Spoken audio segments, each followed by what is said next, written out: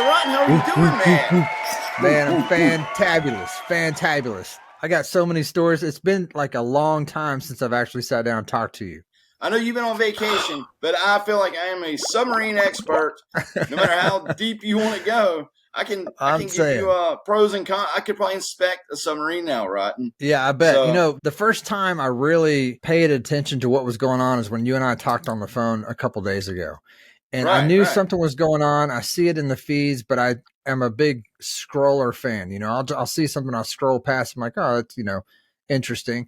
But I didn't realize how big this was and is to this day, and will probably be pretty big for quite some time. When it first started out, Rotten, I'd watched it months ago whenever it was like somebody on CBS, the morning show or something went on it, and they done a dive, and it got canceled, and they got lost, and it was all these details.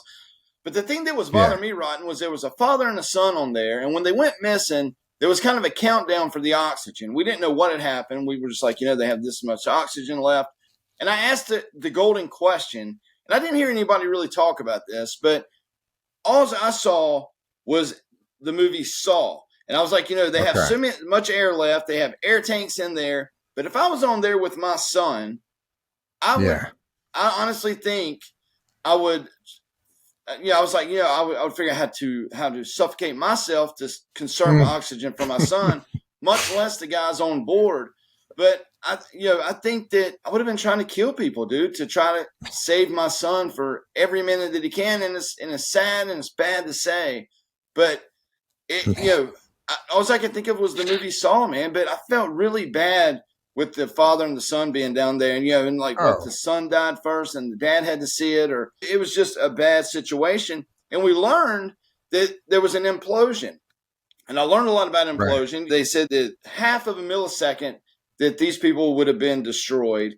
They said, if you stump your toe, it takes 10 milliseconds for the pain to go from your toe to your brain. So a half a millisecond was less time for them to ever feel the pain or feel anything. And then there was all this science talk about it that said whenever you put something under pressure underwater like that, and there's so much intense pressure, it's almost like a pressure cooker, which is like cook stuff like lava hot.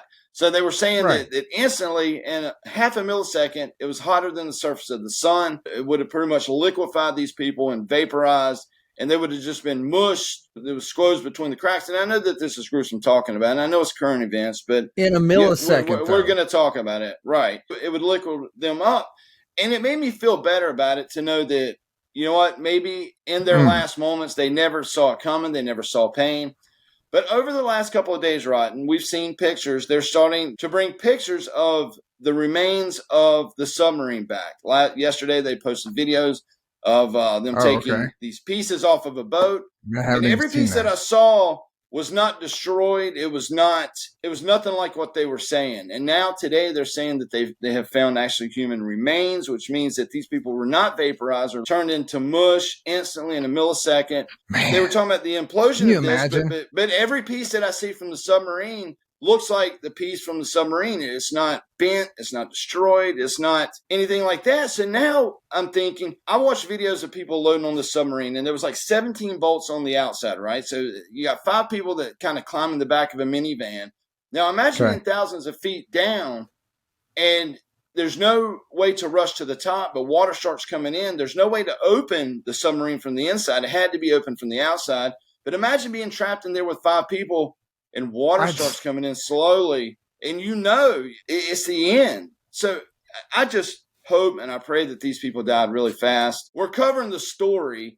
First off, we're not trying to be gruesome or anything, but I just hope that they went fast, but they're starting to find human remains now, which means it wasn't as quick, I don't think, and as hot and a millisecond like they were talking about. I think we're going to find different results, right? Was it a millisecond then? Like, did it implode at all? According to what people said, the millisecond thing, it would have imploded insane fast. Right. But like I said, all the pictures that you see of the submarine that they're unloading off the boat now, is not mangled metal and stuff. It just looks like broken up parts of a submarine. So yeah, I have a feeling that we're going to find out that it filled up slow, imploded, but it didn't kill him instantly. It was like a bad 30 seconds of somebody's life. It is so terrible. When you spoke about this on the phone, it was that you weren't heated about it, but what we were disappointed in is people's reaction, how human beings responded to it. It's always my biggest problem is how people react to this and how quick people are to make fun of.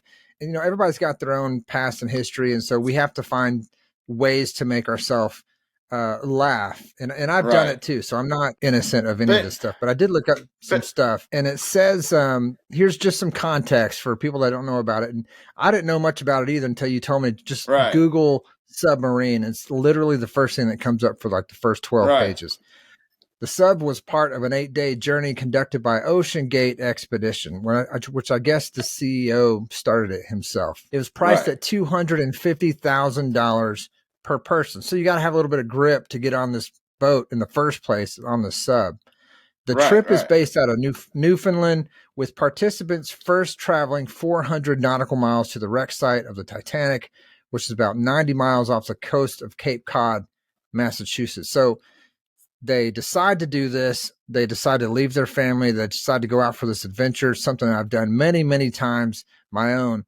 But you just told me they drill in from the outside. They close it from the outside. So how would they get out even if they wanted to? Well, that's what they were saying. They were like, if this thing surfaced and it was on the top of the water floating around, that's why they were doing all 700 miles of search on the ocean top, because, you know, if these people come up and they ran out of air, there's no way that they could get out of this submarine.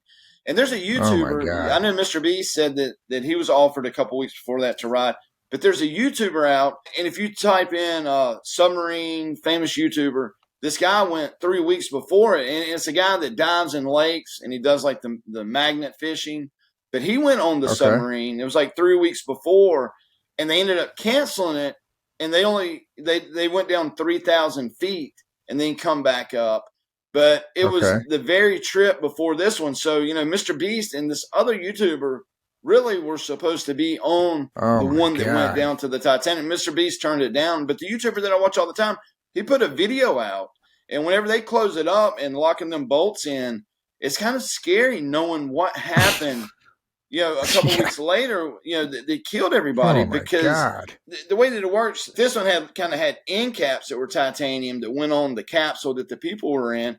And my understanding, whenever it goes under, the water pressure keeps the ends on, you know, because it's just trying to squeeze it. So, but the hatch to get in was bolted from the outside. But basically, the ends, you almost could just pull off whenever it wasn't in water. But when you put it in water, the pressure was holding the whole thing together. But no way. So who went down there? It was the CEO, the guy that created this sub in the first place, a father and a son, and then two other people. They were, I think they were it was an Arabic billionaire and his son. And then there was another billionaire that was on there. So, you know, there's been a lot of speculation about, you know, was it had something to do with somebody owing people money, but I don't think it was that. I think it was just people wanting to go down and see the Titanic. But all the memes, whenever they thought that the people were alive and the auction was running out, dude, the memes that were out there were so hateful, and they were laughing at these people being trapped.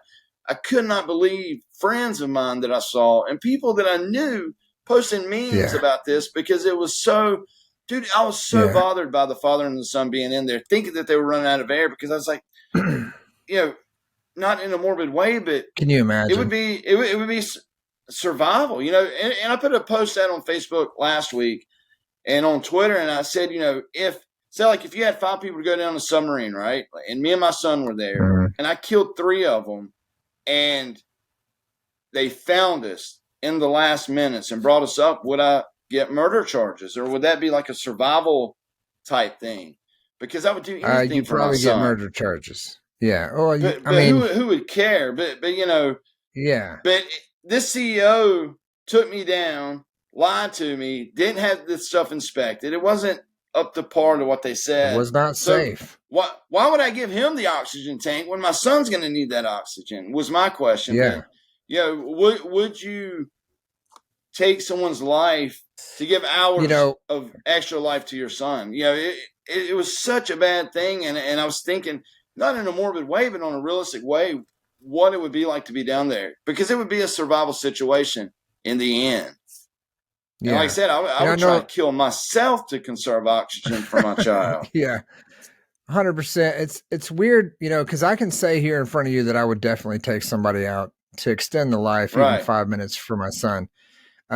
Being in the situation, exhaustion has set in already. Your mind isn't properly pushing through files at this point. You are just literally, you're past survival. You don't know what you're doing. And so you would most likely do something that you wouldn't normally do. And that's like like panic mode. People that aren't murderers might possibly get caught up in the violence of, if a horde of murderers came through your neighborhood, you have no other choice but to become that kind of fear, and you got to protect yourself and your family, right? So who knows what would actually happen. I still can't get past all the memes and all the jokes and people making fun of these people. It's not something I would have done, but I'm glad that those people had a sense of adventure to go do this kind of stuff, And I hope that it's not the last one, to be honest. I hope that somebody else does make one to go down, even not just to see the Titanic, but to see further past there, because I'd like to push people's boundaries. A lot of people that I know, even people that I work with, are like, why would anybody want to go? It's the Titanic. People want to go down and see the Titanic. Yeah. I don't care how dumb you think it is. It's something that people do. People have been going to space here lately, riding on the Elon Musk and the guy from Amazon, going up to see space. And anything can happen to any of those people at any moment. It's all about innovation. The guy that made the submarine story sucked, but it was all innovation, and they will learn from this, and man will take one step forward on the progression of underwater, research and stuff. I'm sure we will do another episode here on the submarine, but let's get to the wrap-up show. Yeah. I have missed you, man. We're recording some extra episodes tonight, but where can we find you, Mr. Rotten? At Rotten Freeman. You can find us on Facebook and on Twitter, and we've got YouTube, and now we've got the podcast coming out. If you don't want to watch the video version of this, please listen to us on your way to work, or on your way home, or on your way to church. It's family friendly for the most part. Yeah. For the most part. Yeah. And we're working on getting it up on iTunes, Spotify, everywhere. We're definitely up on TuneIn now in audio, but before long we're going to be everywhere in video and audio. You can find me everywhere at FreemanDaddy5, and also follow me on TikTok, Sean Freeman 47, Sean SHAWN, Sean Freeman 47 over on the TikToks. But on behalf of me and Mr. Rotten, this has been a new episode of Rotten and the Freeman Show. Rotten and the Freeman Show. Thank you guys. Love you all. Love you all.